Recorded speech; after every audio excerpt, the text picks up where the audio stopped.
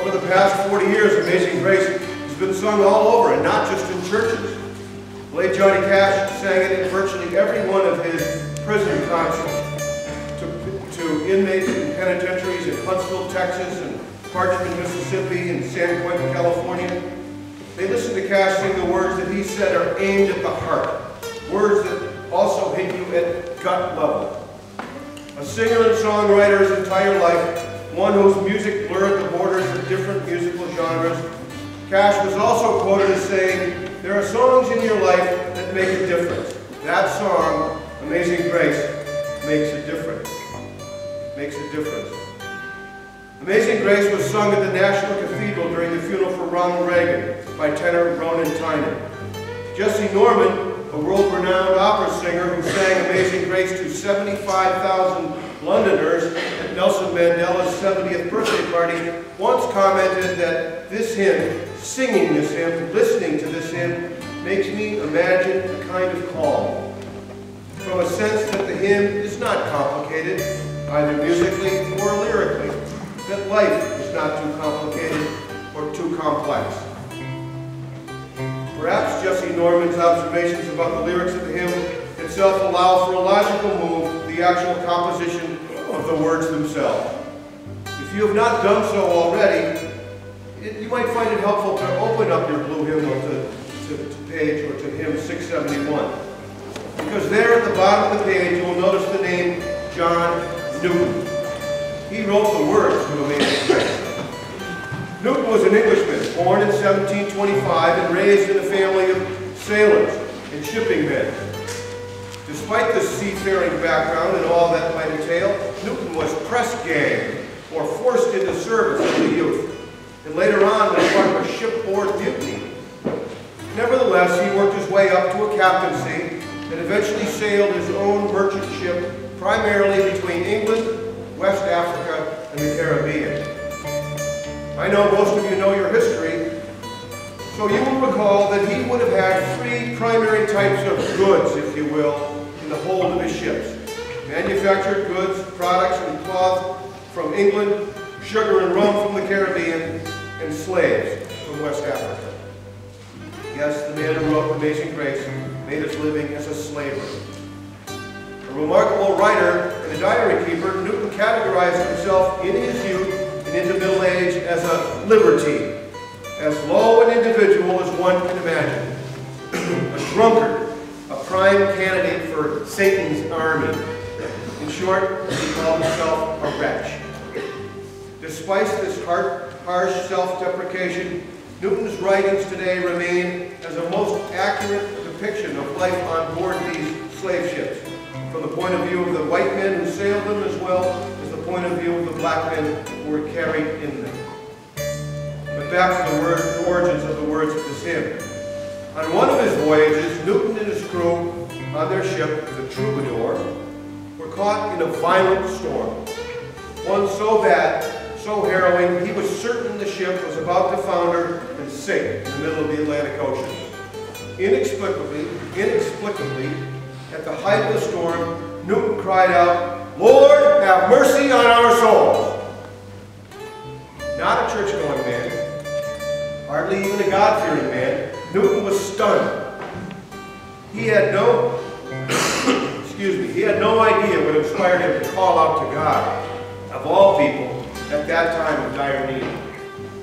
Eventually, the Troubadour and its crew survived the storm.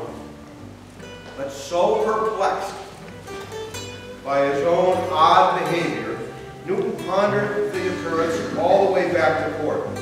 And when he finally set foot on English soil, weeks later, he converted to Christianity and went on to spend the rest of his life denigrating his younger, wretched self.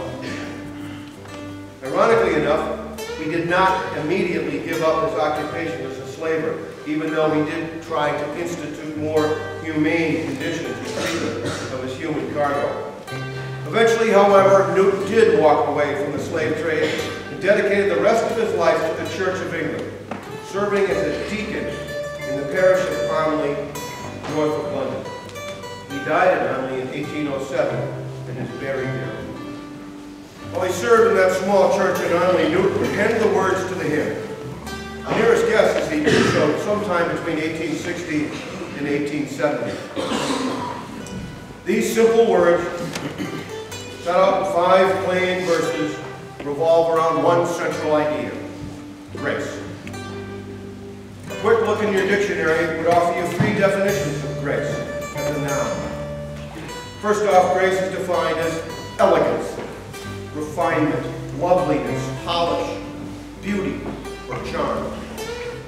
Second, you will see grace defined as kindness or kindliness, decency, favor, mercy, mercifulness, charity, benevolence, or clemency.